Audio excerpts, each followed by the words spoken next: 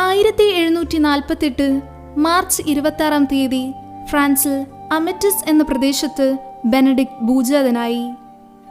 Gene Baptist ലാംബ്രയുടെയും അന്നയുടെയും 15 മക്കളിൽ മൂത്തവനാണ് Benedict. കുട്ടിയുടെ സ്വഭാവവിശേഷം കണ്ട പിതാവ് അവനെ ഉന്നത വിദ്യാഭ്യാസത്തിനായി സഹോദരൻ ഫാദർ ജോസഫ് ലാംബ്രയുടെ അടുത്തേക്ക് അയച്ചു.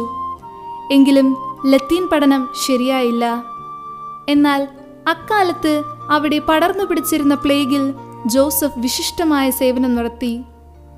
ഫാദർ ലാംബ്രെ പ്ലേഗ് പിടിപെട്ട് മരിക്കുകയും ചെയ്തു.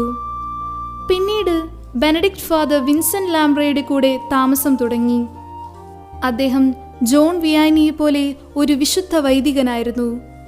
ഒരു ദരിദ്രമുറിയിൽ ഭക്ഷണം കഴിച്ച് 2 പേരും കൂടി താമസിച്ചു. അക്കാലത്താണ് നോവലിൽ ട്രാപ്പിസ്റ്റ് സന്യാസ സഭയിൽ ബെനഡിക്ട് ചേർന്നത്.